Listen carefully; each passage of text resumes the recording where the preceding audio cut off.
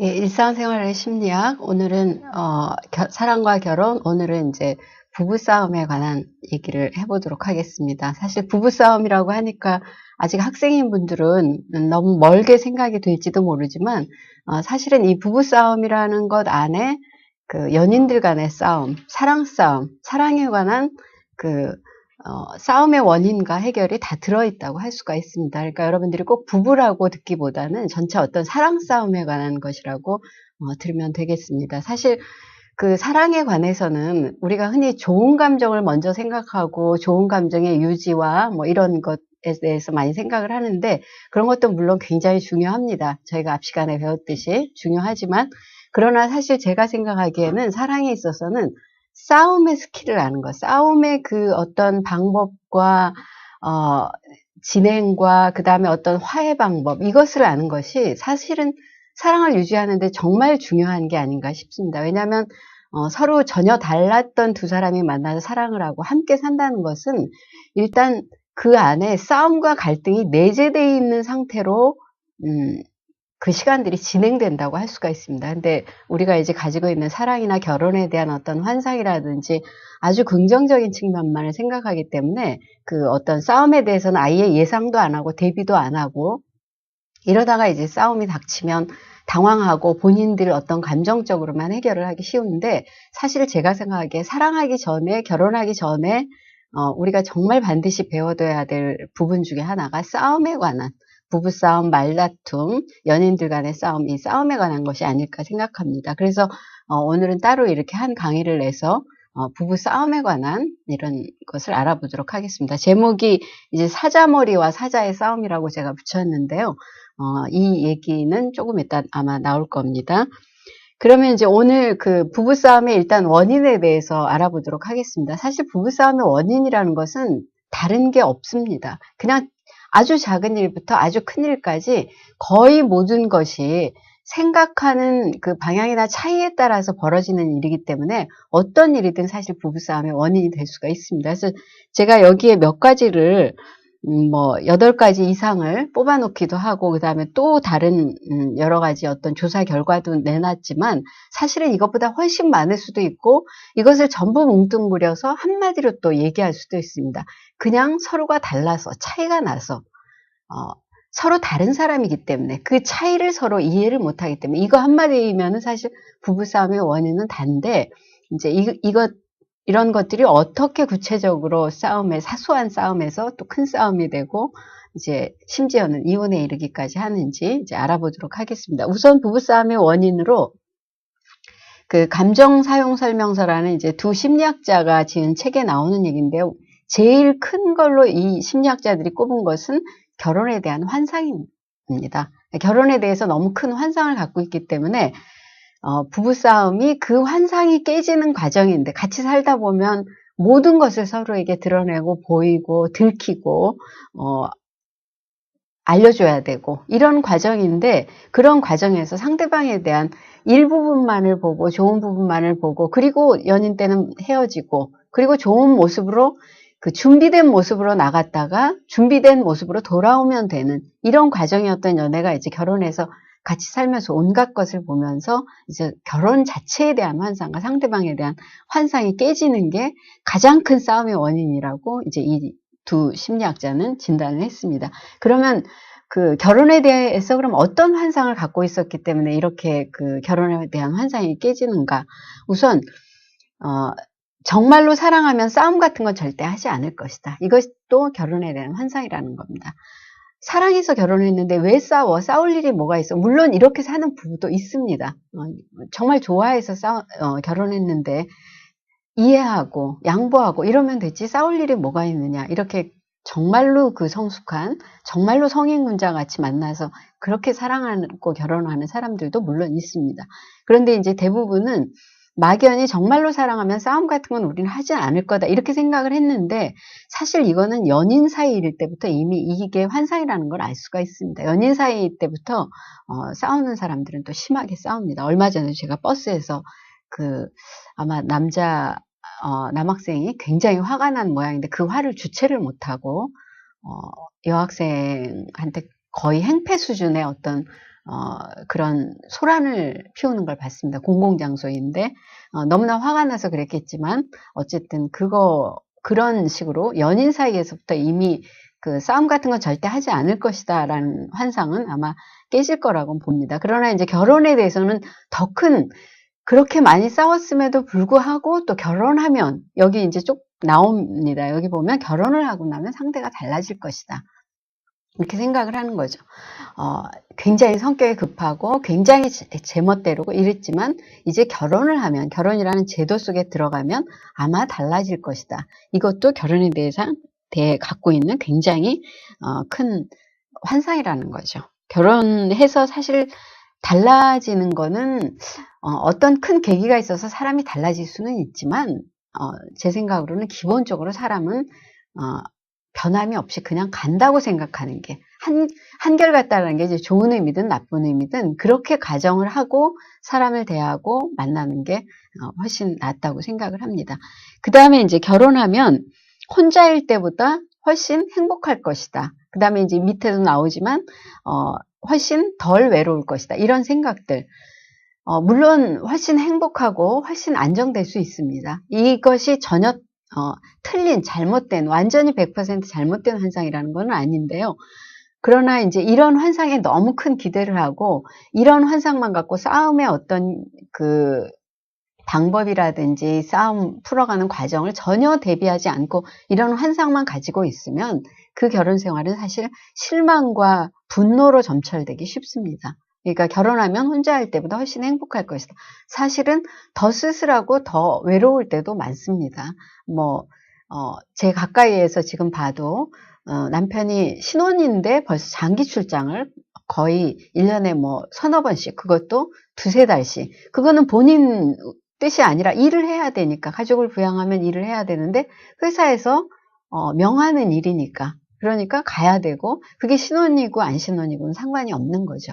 그러니까 신혼의 아내가 두세 달씩 남편이 출장 가 있고 이런 걸 견디기라는, 사실 결혼을 했기 때문에 훨씬 더 외롭고 이런 거일 수도 있죠. 그리고 어떤 행복의 그 기준이나 이런 것이 결혼과 함께 달라지기 때문에 생각보다는 굉장히 행복할 거라고 생각했는데 생각과는 또 다른 이런 경우도 또 굉장히 많습니다. 그 다음에 이제 나를 행복하게 해줄 사람은 상대방 한 사람뿐이다. 이런 것도 환상이라는 거죠.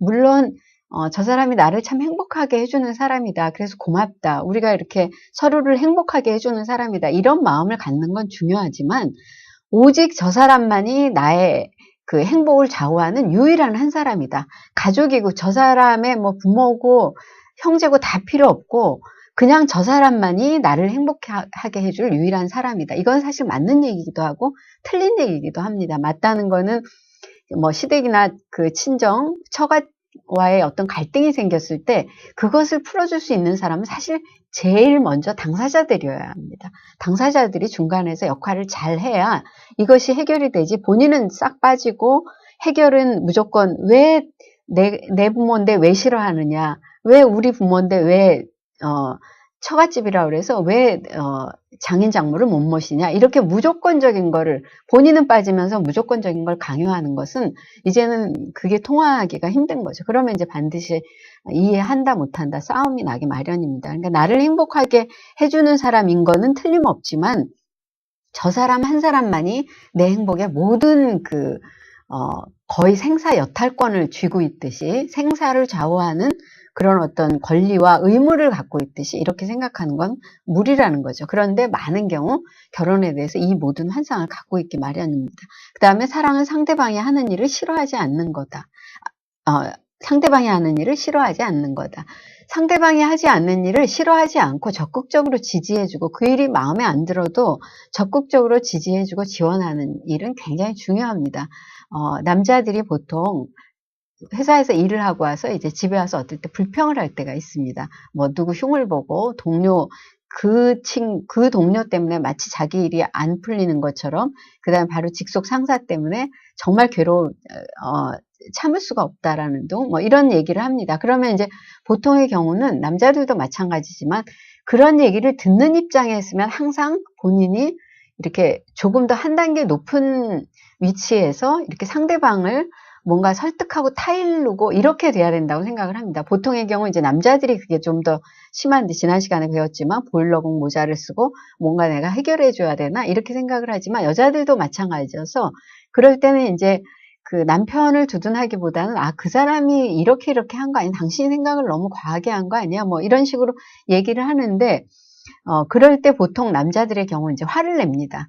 그냥 무조건 자기 편을 들어주고, 본인도 사리분별을 충분히 할 수 있는 능력이 있다는 거죠. 있는데 다만 지금 불만스러워서 털어놓는 거니까, 그럴 땐 무조건 당신이 옳다, 잘했다 이렇게 얘기를 해도 그 얘기는 그 얘기대로 들어서 힘을 내고 사리분별은 사리분별대로 또 한다는 거죠. 그렇지만 또 상대방 입장에서는 안 그럴 수 있는데, 어쨌든 상대방이 하는 일을 지원해주고 지지해주고 옹호해주는 건 중요하지만, 상대방이 하는 일을 무조건 싫어하지 않고 무조건 동의하고 이러는 것도 문제가 있다라는 게 결혼에 대한 어떤 환상의 하나라고 할 수 있는 거죠. 그 다음에 이제 상대방이 나를 행복하게 해줘야 된다. 이건 앞에 나왔죠. 나를 행복하게 해줄 사람은 오직 상대방 한 사람뿐이다. 이렇게 생각하는 거. 그러면 여기 전체적으로 보면 결혼의 어떤 환상이라는 것은 오직 그 사람, 결혼이라든지 사랑을 그런 마음으로 하는 것 자체는 중요하지만, 모든 문제 처음부터 끝까지의 모든 걸 상대방한테 의지하고 의존하고 상대방에게서 좌우된다라고 생각하는 이런 것들이 결혼에 대해서 갖고 있는 우리가 고쳐야 되는 환상이라는 것입니다. 그 다음에 이제 부부싸움으로는 성장 배경의 차이가 있습니다. 성장 배경, 자라온 환경이 굉장히 다를 수 있습니다. 제가 아는 그 부부의 경우는, 어떤 부부는 남편은 본인은 굉장히 평범한 가정에서, 평범하다라는 건 큰 불화도 없고 뭐 크게 엄청나게 잘 살거나 행복하거나 뭐 이러진 않지만, 그러나 큰 불화도 없이 평범하고 수수하게 이런 가정에서 잘 자라왔다고 생각을 했습니다. 그리고 이제 결혼을 했는데, 결혼하고서 처가 쪽에는, 이 여자 아내 쪽에는 보통의 경우보다 굉장히 행복하고 아주 가족 간의 유대관계가 아주 끈끈하고 이런 가정에서 자랐던 겁니다. 그러니까 아주 작은 일만 있고 아주 기념할 만한 작은 일에도 서둘러서 가족들이 외식을 나가고 축하를 해주고 케이크를 사다 주고 선물을 주고 이런 가정에서 자랐던 겁니다. 그러니까 이쪽 남자가 본인은 그렇게 남편으로서 이렇게 잘하지 못한다고 생각을 안 했는데도 이쪽에서 보기에는 무슨 좋은 일이 있는데 선물도 안 챙겨오고, 그리고 가족 모임이 굉장히 잦은데 그 가족 모임을 차츰 피곤해하고, 이러다 보니까 이제 서로 간에 갈등이 생기고 골이 생기는 걸 또 봤습니다. 그러니까 이 성장 배경의 차이라는 것은 사실 어떻게 생각하면 굉장히 큰 문제인데 굉장히 역시 또 무시되기 쉬운 부분이죠. 제가 자주 들어간다는 그 대학생 사이트에 보면은 이제 그 대학생 안에서도 뭐 복학하고 휴학하고 그래서 나이가 조금 된 그런 학생들의 경우는 이런 얘기가 나오기도 합니다. 이제 어떤 자라온 환경이나 이런 게 참 중요하다라는 거를 알아서 이제 그런 거를 좀 헤아려 보기로 했습니다. 이런 얘기가 나오는데, 그러면은 성장 배경이 어렵거나 힘든 이런 사람들은 전부 다 그러면은 문제가 되느냐? 그건 또 그렇지는 않죠. 저희가 심리학에서 계속 배워왔듯이 심리 요인이라는 건 굉장히 많은 요인이 있기 때문에 그 복합적인 요인들에서 이러한 것들이 부부싸움의 원인이 되고 그런 것들이 될 수 있다라는 거지. 그리고 이런 것들은 싸움이 나면 풀어나갈 방법도 있는 겁니다. 그 풀어나갈 방법을 이제 지혜롭게 찾는 게 중요하죠. 어쨌든 성장 배경의 차이라는 것도 그러나 염두에 두고 고려를 해야 한다라는 것을 기억을 해야 되겠습니다. 그 다음에 이제 부부싸움의 원인으로 남녀 간의 이제 성별 차이를 들 수가 있습니다. 제가 이 강의를 하러 오늘 왔는데, 여러분들도 마찬가지겠지만, 가령 이제 아내가 머리를 이렇게, 오늘 머리를 이제 새롭게 파마를 했는데 하고 들어옵니다. 그런데 남편이 전혀 알아보지를 못합니다. 제가 오늘 여기 왔을 때 여기 일하시는 여자분은 금방 알아보고 바로 얘기를 합니다. 파마하셨네요? 그럼 이제 대화가 풀리는 겁니다. 예, 파마했고, 이렇게 하면서 이제 조금 더 어떤 여성끼리의 이제 친밀도가 높아지는 거죠. 아주 다른 대단한 사적인 얘기를 하지 않더라도. 그러나 이제 남자분들은 일단 모르거나 전혀 이게 어떤 그 지각이 되지를 않는 거죠. 인식이 되지를 않는 겁니다. 혹은 인식이 되더라도 뭐 그런 얘기를 한다라는 것이 좀 남성성의 어떤 위배되는 일이기도 하고 이렇기 때문에 안 합니다. 그러면 이제 이게 한 작은 가정으로 축소됐을 때는 여자들의 경우는 이제 굉장히 섭섭해하는 거죠. 내가 이렇게 어떤 변화를 했는데도 모른다? 나한테 그렇게 관심이 없나? 이렇게 이제 가는 겁니다. 그러나 남자들의 경우는 머릿속에 이제 뭐 여러 가지 생각이 있을 수도 있고, 혹은 봤는데, 아, 그냥 좀 바꿨나 보다. 그게 뭐가 그렇게 대단한 일인가? 머리 바꿨을 뿐인데, 이렇게 생각하고 이제 지나가는 겁니다. 그러면 이제 이런 사소한 문제들도 굉장히 사소한데, 사실은 나중에 보면 이제 아주 큰 문제로 증폭이 되기도 하고, 이제 이런 것들이 부부싸움이기도 하는 거죠. 그 다음에 이제 결혼의 역할 기대감 차이. 이거는 그 남녀 간의 성별 차이, 남녀 간의 성별 차이나 역할 기대감 차이, 이거 다 같은 얘기입니다. 특히 이제 젊은 세대일수록 요즘 들어서 이 결혼의 역할 기대감 차이가 혼란이 되기 때문에 오히려 더 평등해지기 때문에 오히려 갈등이 더 커지는 경우도 많습니다. 무슨 얘기인가 하면 저희 나이 드신 분들 세대에서는 역할 분담이 분명했습니다. 남자는 나가서 일을 하고 돈을 벌어오고 그것으로 역할이 거의 제한되고 가정에서의 역할이라는 거는 그걸 하면 다 되는 이런 경우였는데, 그리고 이제 여성들은 집에서 집안일만 하면 되는 이런 경우였죠. 그런데 이제 시대가 변하면서 여성들의 경우도 맞벌이도 하고 또 그다음에 이제 평등한 어떤 그런 사회적인 배경 때문에 남성들도 직장을 다니더라도 또 가사일도 도와야 되고 양육에도 참여해야 되고 역할들이 서로 비슷해지면서 나눠져 가는 이제 상황입니다. 이런 경우에 적응을 잘해서 제 주위에도 보면 아주 젊은 그 부부의 간에도 적응을 잘해서 본인도 일을 하지만 집안일도 굉장히 많이 돕는다. 이런 부부가 있는 반면에 아직도 뭐 20대 초반인데 굉장히 사회적인 변화도 크고 사회적으로 이런 어떤 변화에 대한 압력도 큼에도 불구하고 여전히 정말 60, 70 넘은 그 어떤 나이 든 세대 못지않게 여자가 무슨 요즘 그런 얘기도 이제 한때 유행을 했었는데 어떤 그런 여자는 반드시 가사 일을 해야 되고 여자는 현모양처해야 되고 이런 어떤 심리를 아직도 가지고 있는 이런 경우도 많고, 근데 이런 그 평등한 대우를 받아야 된다고 생각하는 여성과 여자는 뭐 이래야 된다라고 생각하고 있는 그런 남성도 충분히 사랑에 빠질 수 있습니다. 또 결혼도 할 수 있습니다. 그러나 이제 결혼해서 현실이 되고 생활이 되면 이것이 반드시 갈등을 일으킬 수밖에 없는 거죠.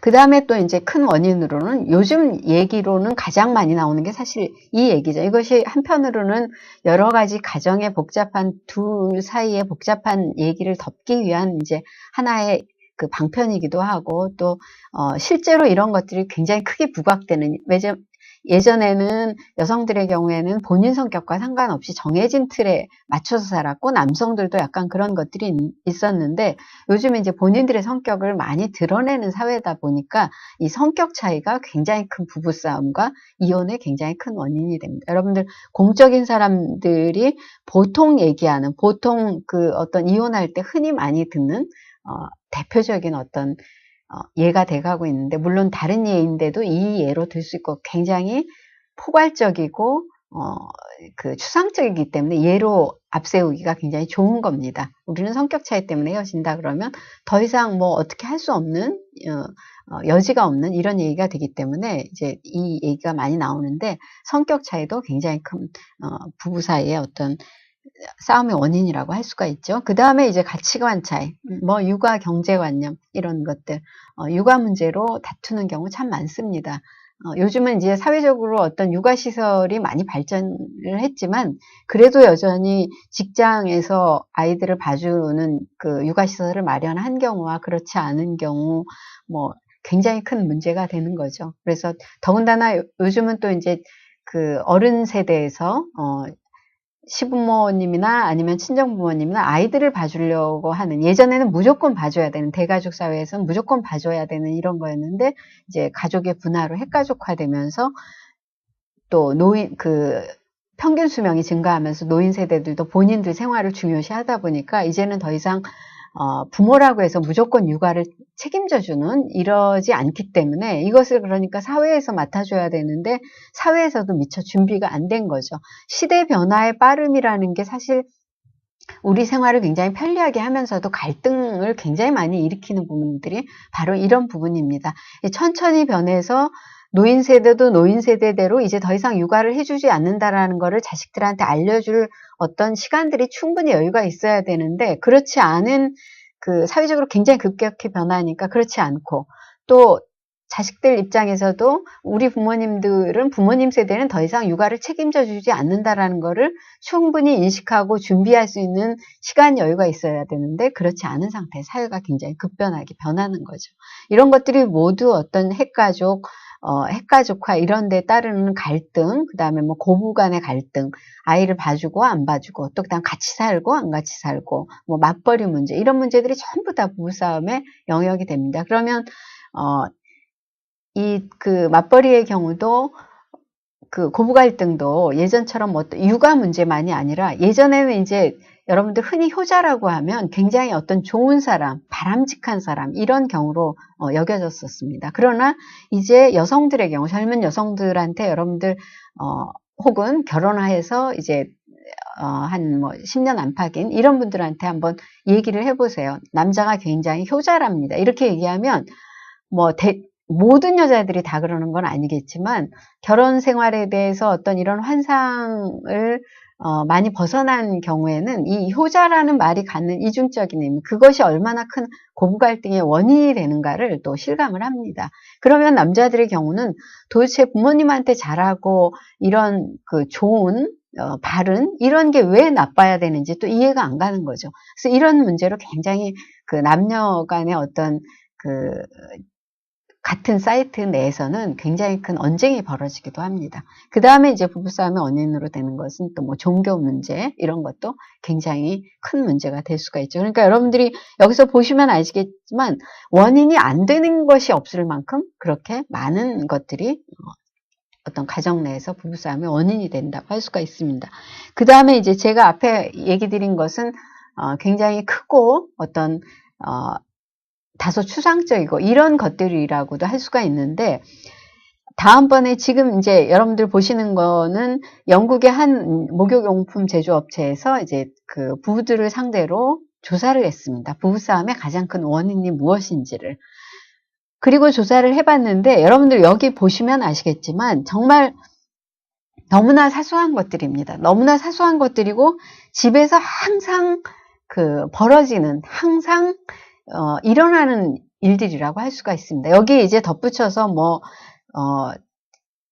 치약 짜는 거, 치약을 밑에서부터 이렇게 꼼꼼히 짜 올리는지 아니면 중간에 이렇게 덥석 짜서 칫솔질을 하는지 이런 것도 다 포함이 되는데 여러분들 이제 하나씩 한번 보세요. 싱크대의 오물, 싱크대가 더러운 것이 부부싸움의 또 가장 큰 원인이라고 하는 겁니다. 남편들은 왜 빨리 치우지 않는지라고 아내에게 타박을 하고 아내들은 피곤하고 아파서 잠시 한 두어 번 걸렀을 뿐인데 그거 갖고 또 그런다 그러고 이렇게 해서 싸우고 그 다음에 변기 안에 더러운 자국 여기 밑에 또 나오지만 올려져 있는 변기 커버 이런 거 갖고도 이제 부부싸움이 시작이 된다는 거죠.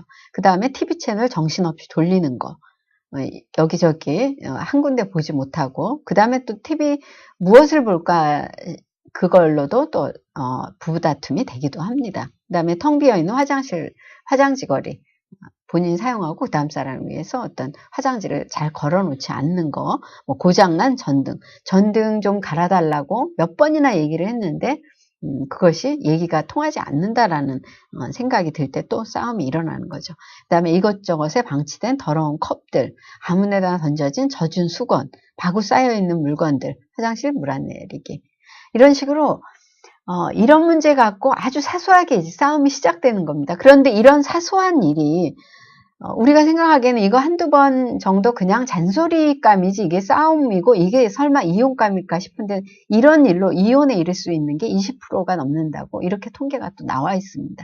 20%라고 하면 오히려 작을 수도 있는데 요즘 우리 주위에서 벌어지는 어떤 이혼의 퍼센테이지를 보면 사실은 굉장히 높고 그 높은 거에 이런 부분들 아주 사소한 일들이 쌓여서 나중에 한꺼번에 폭발하는 그런 경우가 참 많다고 할 수가 있습니다. 그러니까 굉장히 작은 일에서 시작된 부부싸움이 커진다라는 거를 저희가 예전의 경우는 부부싸움은 뭐 칼로 물베기다 그래서 하는 것이 오히려 물론 이제 여전히 현대 사회에서도 싸움이라는 것, 부부싸움이라는 것이 어느 정도, 언쟁이라는 것, 말다툼이라는 것이 어느 정도는 오히려 하는 게 서로 간의 관계를 회복시키거나 다시 보고 또 어떤 바깥의 문제를 해결하는 데도 도움이 되는 경우가 있습니다. 그러나 이제 이런 작은 문제들을 요즘들은 이런 사소한 문제들이 내가 생활하는 방식으로 상대방 생활하지 않을 경우에 그것이 굉장히 거슬리고 그 거슬림을 참기보다는 오히려 그만둬버리는, 중지해버리는 이런 경향을 충분히 그런 것이 거의 다소 유행화되다시피 하니까 이런 사소한 일들이 이혼에 이르는 굉장히 큰 요인이 되는 것이고 그 비율이 훨씬 높아져 간다고 할 수가 있습니다. 그 다음에 이제 미국의 조사에 의하면 미국 CNN 머니의 그 어떤 부부들 대상으로 조사에 의하면은 부부싸움 원인 1위는 여기는 또 금전 문제로 나타났습니다. 사실 이 앞에 조사나 이 조사나 굉장히 설득력이 있는 게 이런 부분들이 이제 복합적으로 굉장히 증가하는 겁니다. 이런 싸움의 원인들, 이유들이 특히 이 금전 문제는 굉장히 갈수록 더 큰 비중을 차지한다고 할 수가 있습니다. 우리 어떤 사회가 전반적으로 이제 그 물질주의, 물질 만능주의 뭐 이런 식으로 가서도 그렇고, 그 다음에 이 금전 문제라는 것이 단순히 금전 문제, 돈 문제 하나만이 아닌 어떤 그 사람의 성실성이라든지 책임감이라든지 이런 것하고 다 연관이 되기 때문에 금전 문제 당장 지금 취직을 못하고 있고 그냥 실업 상태로 있다고 하더라도 그런 경우에는 그러면 집안일을 좀 나눠서 해준다라든지 뭔가 본인이 의도치 않게 실업 상태에 있을 때 그래도 어떤 성실한 모습을 보이면 서로 간에 신뢰가 됩니다. 그래서 그 신뢰를 바탕으로 그 어려운 시기를 같이 극복해 나갈 수 있는데, 그렇지 않고 평소 생활 위에 이런 어떤 여러 가지 생활들, 사소한 생활들이 전부 다 어긋나고 신뢰감을 주지 못하고 있던 차에 금전 문제, 어떤 생활비를 벌고 다른 금전적인 사업을 하고 투자를 하고 이러는 문제에 있어서 굉장히 불성실한 문제를 보이면 그러면 이제 갈등이 생기고 부부싸움이 굉장히 더 큰 이제 심각한 문제로 갈 수밖에 없는 거죠. 그 다음에 이제 우리 여러분들 요즘 많이 읽는 30살의 심리학에게 묻다 우리나라 심리학자, 정신의학자가 쓴 그 책에 의하면 이제 여기서는 이제 젊은 어떤 세대를 중심으로 부부싸움의 심리적인 배경을 분석을 했습니다. 그 분석에 의하면 부부라는 것이 결혼 생활이라는 것 자체가 자신을 바닥까지 드러내게 돼야 되는, 자신의 전부를 보여야 되는 어떤 이런 불편함이 심리적으로 마음에 내재되어 있다라는 거죠. 연애할 때는 아까도 얘기 드렸지만 좋은 모습만 보이면 되는데 이제는 좋은 모습 아닌 모습도 보여야 되니까 그것이 심리적인 스트레스로 쌓였다가 자신도 모르게 어떤 자신의 허물되는 모습을 자극한다라든지 자존심을 건드린다라든지 이런 경우면은 그것이 자기도 모르게 굉장히 크게 분노로 표출되는 이런 식으로 해서 싸움이 된다라는 거죠. 심리적으로 이런 배경 때문에 그렇다라는 겁니다. 그 다음에 이제 실패의 위축. 요즘 워낙 이혼율도 높고 가정적인 문제들도 워낙 심각하다 보니까 내 결혼도 실패하면 어떡하나, 이런 젊은 세대일수록 이런 실패에 또 위축감도 있다라는 겁니다. 이런 것이 다 내재해 있다가 이제 싸움의 원인이 된다는 거죠. 그리고 희생하기 싫다는 이기심. 이것은 저희가 앞 시간에 나왔었죠. 사랑하면 떠올리는 것이 부모에 대한 사랑인데 그 부모 사랑이라는 것은 부모를 그만큼 부모의 사랑을 중요시 여겨서이기도 하지만 무조건 사랑을 바라는, 그것을 사랑의 어떤 원형으로 생각하고 연애 과정이나 결혼 과정에서도 그것을 원하는 이런 어떤 심리가 내재되어 있다라는 거죠. 그 다음에 또 한편으로는 결혼과 사랑에 대해서 굉장히 추구하면서도 한편으로는 구속당하기 싫어하는 인간의 어떤 본연의 의지. 인간이라는 것이 구속당하기 싫어하는 그런 것이 거의 본능적으로 잠재해 있다는. 그래서 본인 공간이 필요하고, 예전에 저희 지하철 얘기했었죠. 지하철에 앉을 때도 뭔가 좀 옆자리가 누군가의 사이에 끼어앉기보다는 옆자리가 그 지하철 바로 돼 있는 그런 쪽에 앉아서 한쪽에는 사람이 없으면 본인이 조금 더 자유롭게 움직일 수 있다라고 생각하는 것, 이런 또 구속당하기 싫어하는 인간의 의지, 이런 것들이 모두 합쳐서서 이런 잠재 심리 때문에 본인도 모르게 어떤 사소한 일이 그것이 자극이 될 때는 부부싸움으로 이어진다라는 겁니다. 그러면 이제 이 부부싸움이 어떤 식으로 그 전개가 되는지, 우선 이제 시작은 말다툼으로 아주 사소한 걸로 이제 시작이 됩니다. 그런데 이제 이런 부부싸움이 화해와 어떤 그 사과의 그 방법을 빨리 알지 못하고 그걸 빨리 시도하지 못할 경우에는 이제 심각한 양상으로 변질이 돼 가는데, 부부싸움의 불화를 더욱 증폭시키는 요인들이라고 할 수 있습니다. 이 경우에는. 우선 이제 바로 여기서 이제 언어 얘기, 오늘의 어떤 제목인 사자와 사자머리 얘기가 나오는데요. 보통 남자들의 경우에 아내에 대해서 어떤 점이 변해갈 때 굉장히 실망을 하는가, 이런 걸 물어보면 이제 여러 가지가 있겠지만 그 중에 하나가 농담으로 나오는 얘기가 이제 사자머리입니다. 사자머리라는 게 이제 지금 이렇게 여자들이 보통 미용실 가서 펌을 해서 이렇게 머리가 아주 커졌을 때의 사자머리이기도 하지만, 그 여성들의 경우 이제 아이 낳고 힘들어지니까 결혼 생활이 조금 지나다 보면은 본인들 치장하고 이러는데 신경을 쓰지 않기도 하고 쓸 수 없기도 합니다. 당장 아이가 울고 또 뭐 식사 준비도 해야 되고 여러 가지 가사일에 시달리다 보니까 외모라든지 이런 거에 대해 전혀 신경을 안 써서 아침에 부수수하게 일어난 머리 그대로 저녁에 퇴근해 오는 남편을 맞는 일도 많다라는 거죠. 그야말로 이제 머리가 완전히 흩어진 그 어떤 사자머리 같은 이런 형상으로 지낸다는 거죠. 근데 많은 남자들이 이런 것에 대해서 굉장히 속으로 뭐 겉으로는 드러내지 않더라도 속으로 굉장히 큰 불만을 가진다라는 겁니다. 여성들의 경우는 이렇고 남성들의 경우는 이렇고, 여성들의 경우는 또 이제 거꾸로 사자라는 동물이 앞은 굉장히 사실 그럴싸합니다. 앞에 숫사자들이 보면 갈기 때문에 굉장히 그 체격이라든지 위용이라든지 카리스마라든지 이런 게 굉장히 보이는데, 사실 뒤로 가서 보면은 거의 그 체격이 굉장히 급격히 왜소하게 보이는 이런 어떤 체격을 갖고 있다고 할 수가 있습니다. 근데 보통의 경우 남성들의 경우 결혼하기 전에는 굉장히 큰 소리 치고 뭐든지 잘할 것 같고, 그리고 결혼 초에도 그렇고 뭔가 이렇게 아주 강한 남성의 모습을 보이다가 이제 갈수록 어쨌든 직장에서 치이고 뜻하지 않게 하던 일에 실패를 하고, 그 다음에 제가 아는 사람의 경우에는 이제 굉장히 남성이 유능하고 굉장히 다니는 직장도 좋았었습니다. 그래서 주위에서 여성을 좀 소개를 해주라고 해서 제가 잘 아는 여자 후배를 소개를 해줬습니다. 굉장히 바람직한 커플이라고 생각을 했고, 누가 봐도 남자가 좋은 직장에 뭐 여러 가지 것을 다 갖춘 굉장히 잘 살 거라고 생각했던 경우였는데, 결혼한 지 1년 만에 남성 쪽에서 아무 대책 없이 그냥 직장을 그만둬 버렸습니다. 물론 너무 힘들면 그럴 수 있습니다. 직장이 안 맞던 차인데 결혼은 했고, 그런데 결혼했지만 본인이 다른 생각을 해서 충분히 그럴 수 있습니다. 그게 더 큰 도약의 계기가 될 수도 있죠. 그런데 대책 없이 그만두고 대책 없이 놀고, 대책 없는 그 성향이 계속 나오는 겁니다. 다른 여러 가지 면에서도. 그러니까 제가 그 부부를 그렇게 뭐 누구를 소개해주고 이런 일도 자주 안 하는데 드물게 했던 그 일이 그렇게 되는 걸 보면서 정말로 함부로 사람을 소개를 해주거나 함부로 평가를 해줄 일이 아니다라는 걸 제가 그때 많이 느꼈는데, 그런 식으로 어떤 앞에는 굉장히 큰 위용을 갖췄듯이 보였던 남자들이 나중에 보면 너무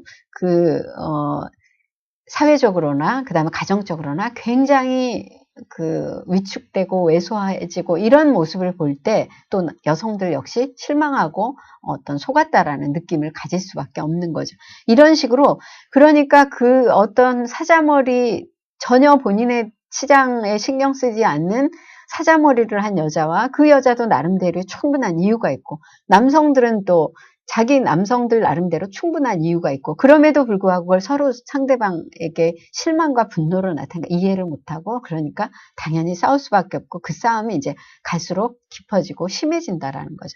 그 다음에 이제 또 심리학자가 분석한 거로 이제 자기 주장을 끝까지 굽히지 않는 것을 그것이 이제 부부싸움을 더 심각하게 만들어가는 양상의 하나입니다. 그 거짓말의 진화에 나오는 그 심리학자의 분석에 의하면 보통 이렇게 싸움을 하다가 이 경우는 부부싸움만이 아닙니다. 제가 앞에도 얘기 드렸다시피 이것이 이제 모든 싸움에 적용이 될 수가 있는데 싸우다가 그런 얘기를 하는 사람이 있습니다. 나는 원래 그런 사람이야. 나는 원래 그런 사람이라니까.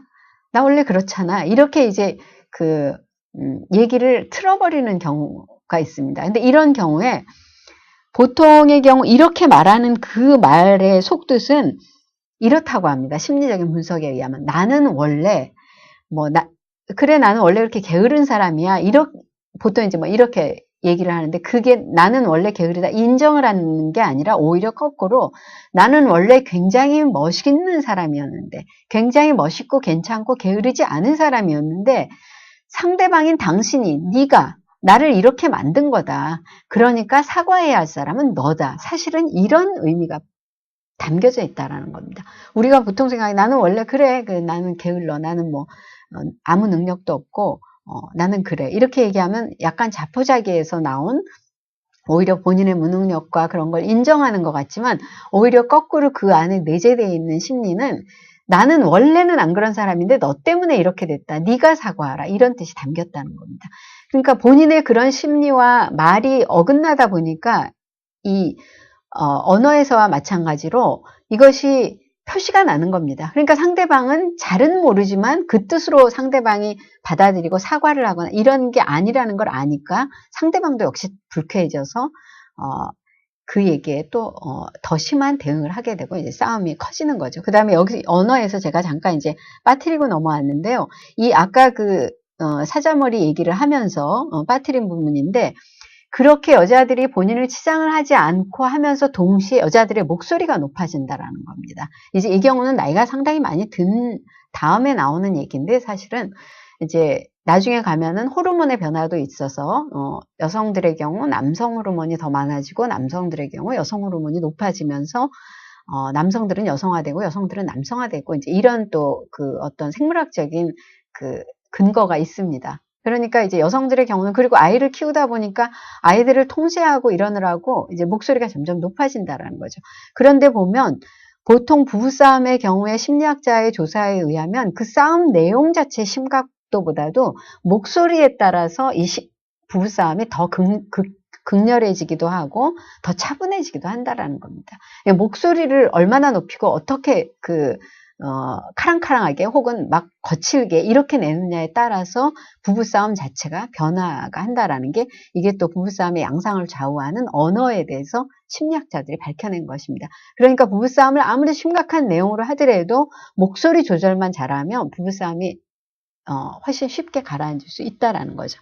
그 다음에 이제 또 그 부부싸움에 관한 심리학 연구 중에 하나가 너 딱 걸렸어 게임이라는 게 있습니다. 말로도 그냥 여러분들 알 수 있죠. 벼르고 있다가 그래 너 딱 걸렸어. 지금 내가 용서 안 해. 이러면서 이제 굉장히 부부싸움을 심각하게 끌고 가는 거죠. 앞에서 나왔던 그 사소한 것들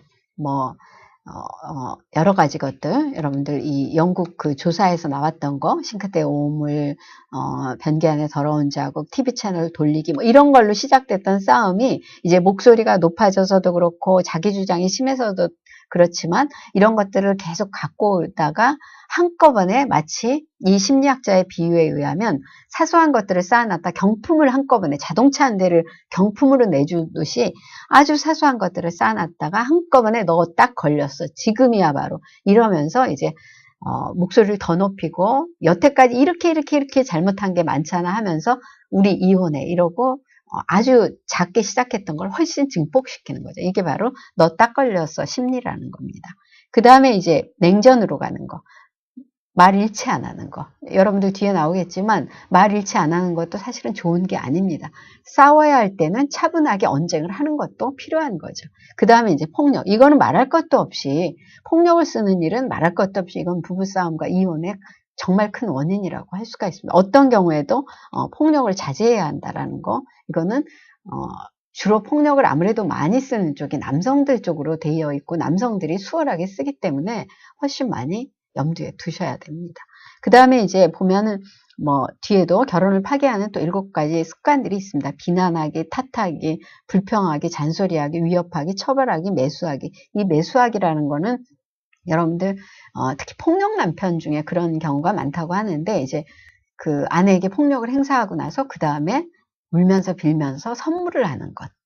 그야말로 선물로 마음을 사는 것이죠. 이런 경우, 이런 거에 해당할 수가 있습니다. 이런 것들. 근데 사실 여러분들 결혼하신 분들은 알겠지만, 이런 거에 해당되지 않는 부분이라는 것, 앞에 나왔던 이런 어떤 비난하기, 탓하기, 불평하기, 잔소리, 위협, 처벌, 매수, 이런, 느낌을 안 갖고 결혼 생활을 한다라는 것은 사실은 거의 불가능합니다. 그런데 이제 이것을 어떤 식으로 본인이 절제를 하고 본인이 화해를 하고 사과를 하고 더 상대방에 대한 애틋한 마음을 갖고 이해를 하고 발전을 시키고 같이 살아야 되는데, 같이 살면서 가정을 발전시켜야 본인이 원하는 일도 잘 되고 돈도 더 많이 벌고 힘을 얻어서 이런 경우에 해당되기 때문에 이런 것들을 어떻게 해결하느냐에 여러분들이 이제 원인을 알아야 그 해결 방법도 알 수 있으니까 원인을 여러분들이 잘 이해하고 누구나 그럴 수 있는데 이것을 어떻게 풀었느냐가 문제다, 이렇게 이제 생각하는 게 중요하다고 할 수가 있습니다. 그 다음에 이제 앞에 나왔던 30살의 심리학에게 묻다에 나오는 또 충고인데요. 여기서부터는 이제 부부싸움의 해결법이라고 할 수가 있습니다. 그런데 이제 부부싸움의 해결법은 많기 때문에 제가 우선 여기 앞에 이 강의에서는 하나만 했고 다음 강의에서 이제 부부싸움 해결법이 본격적으로 나오게 됩니다. 그런데 이제 그 30살의 심리학에게 묻다에 나오는 그 분석에 의하면 결혼 생활에서 생각하고 있지 말아야 될 이런 생각이 들 수도 있고 안 들 수도 있지만, 든다고 하면 이런 생각을 빨리 떨쳐내고 그래야 될 어떤 심리적인 요인들이 뭐냐면 3가지가 있습니다. 이 결혼 손해봤다. 흔히 결혼할 때 이런 얘기를 농담으로 많이 합니다. 누가 손해다, 아내 쪽이 손해다, 남편 쪽이 손해다, 이런 얘기 많이 하는데, 본인들은 결혼 생활을 시작했으면 손해본 결혼이다, 이런 생각 하지 말아야 된다라는 거죠. 그 다음에 속았다. 그러나 이런 속았다라는 생각은 하지 말아야 되지만, 이 속았다가 정말로 커다란 알고 봤더니 결혼을 한 적이 당연히 없다고 생각했는데 결혼을 한 적이 있었더라. 이것을 얘기를 안 해줬더라. 결혼 전에 충분히 양해를 구하고 이해를 시켰어야 했는데 그러지 않았던, 이 정도 속았다 차원이면 이제 얘기가 조금 다르겠죠. 그렇더라도 이제 풀 수 있는 방법은 여러 가지가 있겠지만, 어쨌든 속았다라는 생각 하지 않아야 된다라는 생각입니다. 그 다음에 이제 그 사람이 아니었으면 더 행복했을 것이다, 이런 생각 하지 말아야 된다라는 겁니다. 이것에 관해서 유명한 우스운 얘기가 있습니다. 남편과 아내가 이제 어디 차를 타고 가다가 고향 마을을 가다가 남편이 총각 시절에, 청년 시절에 봤던 여자가 지나가는 걸 봤습니다. 그러니까 이 사람이 이제 그 얘기 속에서는 대통령입니다. 대통령 부부가 이제 어디를 가다가 이렇게 보니까 그 대통령 남편이 얘기를 합니다. 내가 저 여자와 결혼했으면 저 여자가 영부인이 되는 건데, 이렇게 얘기를 합니다. 아내한테 이제 들으라는 소리죠. 그럼 이제 조금 더 가다가 이번에는 이제 아내가 미혼 시절에 만났던 남자친구가 또 지나갑니다. 그러니까 아내가 이번엔 얘기합니다. 내가 저 남자와 결혼했으면 저 남자가 대통령이 됐을 텐데, 이렇게 얘기를 합니다. 그러니까 본인이 잘했기 때문에 당신이 내 덕에 대통령 영부인도 되고 내 덕에 대통령이 된 거다, 이렇게 이제 서로 생각을 한다라는 거죠. 이런 생각이 계속되고 그런 주장만 계속되면 당연히 이제 갈등이 생기고 싸움이 커지고 이럴 수밖에 없는데, 그런 생각을 이제 하지 말라라는 거죠. 그 사람이 아니었으면 더 행복했을 것이다, 이런 생각을 이런 생각은 결혼 생활 행복에 전혀 도움이 안 된다라는 거죠. 이렇게 해서 부부싸움 해결법, 지금 이제 심리적으로 하지 말아야 될 거 이 3가지를 봤고요. 이제 다음 시간에 부부싸움에 대해서 어떤 그 여러 가지 해결책을 저희가 또 알아보도록 하겠습니다. 오늘은 이제 부부싸움의 원인에는 정말 많은 것이 있다라는 것, 아주 사소한 것들이 있다라는 것, 그 다음에 부부싸움이 전개되는 데는 더 심각해지는 데는 뭐 언어 문제라든지 언어가 높아진다라든지 그런 문제들이 있다라는 것, 그 다음에 부부싸움을 해결하기 위해서 우리가 우선 그 심리적으로 갖지 말아야 될 세 가지 어떤 심리적인 배경들 이런 것에 대해서 알아봤습니다. 이제 다음 시간에는 부부싸움을 어떤 식으로 해결해야 될 것인가를 보다 구체적으로 알아보고 그 다음에 어떤 사랑이나 결혼에 대해서 채 이루지 못한 것들이 주는 어떤 그 아쉬움으로 인한 여러 가지 감정들 이런 것에 대해서 또 심리적으로 알아보도록 하겠습니다. 감사합니다.